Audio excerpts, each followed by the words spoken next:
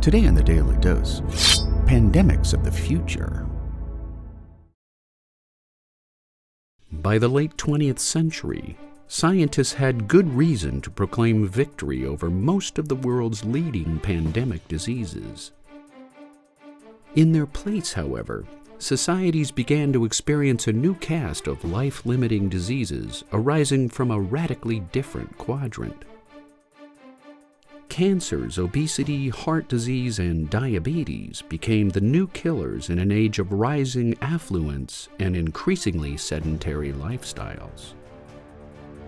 Compounding the problem, many infectious diseases long considered vanquished are once again on the rise, including diphtheria, cholera, malaria, and tuberculosis. In fact, infectious disease remains the world's leading cause of death, with over half the planet's population facing an ever-rising threat for pandemic disaster. In light of Darwin's theory of evolution, viruses and bacteria have proven to be masterful Olympiads in terms of their ceaseless ability to adapt, mutate, and survive. In 1967, outbreaks of a new hemorrhagic fever occur simultaneously at laboratories in Marburg, Germany, Belgrade, Yugoslavia, and Frankfurt, Germany.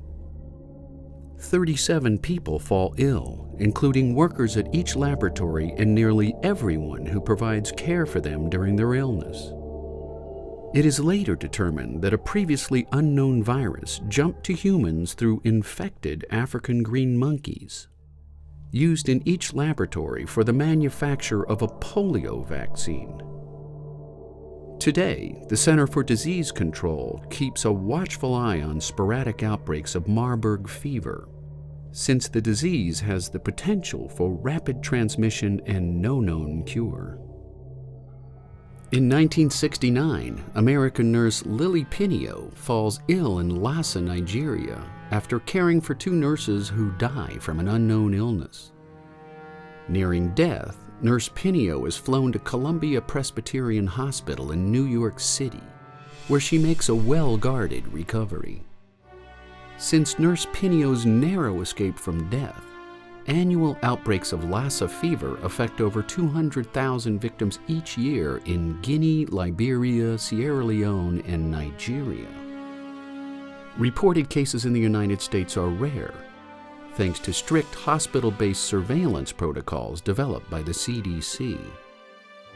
First discovered in September of 1994, a previously unknown virus causes the deaths of 13 horses and one trainer in Hendra, a suburb of Brisbane in the Queensland province of Australia. Australia suffers an additional 34 outbreaks of Hendra virus, with human fatality rates in excess of 60%. In August of 1999, an 80-year-old man in Queens, New York complains of extreme fatigue while mowing his lawn. The next morning, he awakens with a severe fever and an inability to utter even single-syllable words. Rushed to the hospital, his organs begin to fail in rapid succession. Several hours later, he suffers a massive heart attack and dies. Medical examiners conclude that the man had contracted West Nile virus, a pathogen never before seen in the Western Hemisphere. In the weeks that follow, 20,000 cases of West Nile take the lives of over 800 victims in the Northeast United States.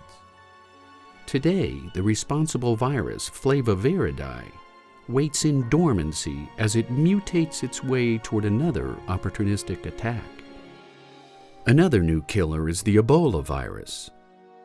Ebola patients suffer flu-like symptoms at first, which in most cases escalates to the destruction of blood cells and blood vessels in the body.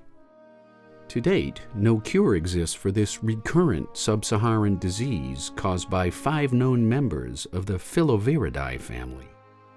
In April of 1999, an area known as Sungai Nipah in Malaysia experiences an outbreak of a previously unseen neurologic and respiratory condition which kills over 100 people and forces the prophylactic slaughter of over 1 million pigs.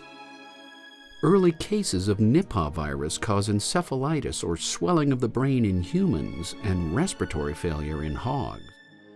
Later outbreaks cause encephalitis and respiratory compromise in humans, indicating a pattern of viral mutation which makes later cases of the disease much more virulent and deadly. In November of 2002, a mysterious flu-like outbreak kills 5 people in the Guangdong province of China. 3 months later, doctors in Hong Kong report an atypical pneumonia, later identified by the World Health Organization as SARS, or Severe Acute Respiratory Syndrome. Scientists named the causal pathogen SARS coronavirus. By July of 2003, outbreaks in Guangdong province reached near pandemic levels, sickening 8,400 victims and causing over 900 fatalities. According to the World Health Organization, at least 30 new infectious diseases have emerged over the past 20 years, many of which evade traditional therapies and resist every attempt at finding a cure. For man to successfully defend herself from the steady pursuit of these unseen enemies, she must continue to rely exclusively on the dedication and sacrifice of scientists and healthcare researchers who selflessly push the boundaries of human understanding. And there you have it. Pandemics of the future. Today in the Daily Dose. Get your nerd on with the Daily Dose. And if you enjoyed today's episode, share the link with a friend or colleague so that they too can learn something new every day.